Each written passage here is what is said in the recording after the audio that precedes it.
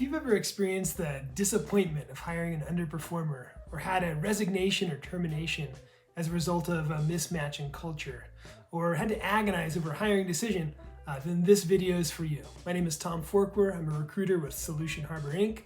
And I'm about to introduce to you a very simple yet fundamental tool called a scorecard. It's as important to a process as a formula is for a food manufacturer or a blueprint is for a builder. So let's get right down to it. Step 1, identify 5 goals you're trying to achieve or challenges you're trying to overcome by hiring this person. Oftentimes when someone underperforms, it's because we as hiring managers have failed to vet someone's ability to accomplish the things that we're trying to accomplish.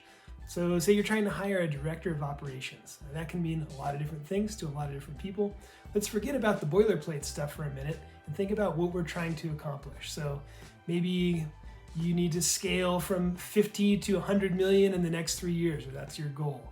Maybe you need to identify and onboard new co-manufacturers who can produce a new product line. Maybe you're trying to reduce quality issues within a certain product line.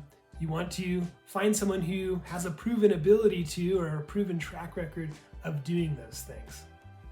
So we take those goals and challenges and we use them to inform every stage of our hiring process, from the kinds of interview questions that we ask to who is going at our company is going to talk to these folks and interview them, to the kinds of questions that we're going to ask during the reference process. Step 2, identify your top 5 qualifications or experiences that you want your candidates to have. Here's why. Most job descriptions have way more than 5 qualifications, but it's extremely rare for candidates to, say, meet all 25 qualifications that you have listed on that job description. So you want to, at the beginning of the process, get your priorities straight with you and your team so when the time comes, you can act decisively.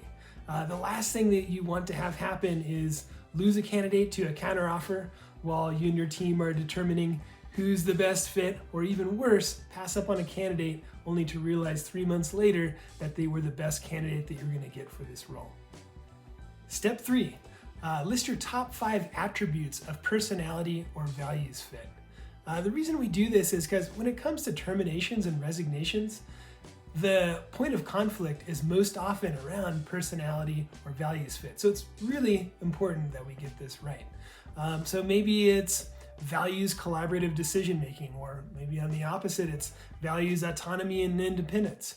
It could be related to your core values, like has a deep interest in cleaning up the ocean with their product, or is passionate about putting in place diversity, equity, and inclusion measures.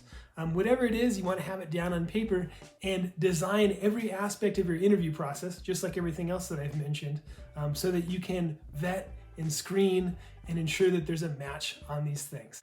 So there you have it. That's the scorecard. Pretty simple, right?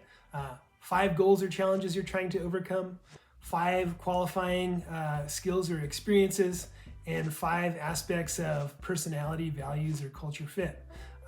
Get those things prioritized and on paper ahead of time, and you will design a thoughtful and effective interview process around that, and it'll ultimately greatly increase the chances of hiring the person that you need for your company. If you'd like a blank template for a scorecard, I'd be happy to send you one. And if you'd like some help putting a scorecard together, I'd be honored to meet with you and your team to help you do that. So if either of those things sound interesting, please contact me, and happy hiring.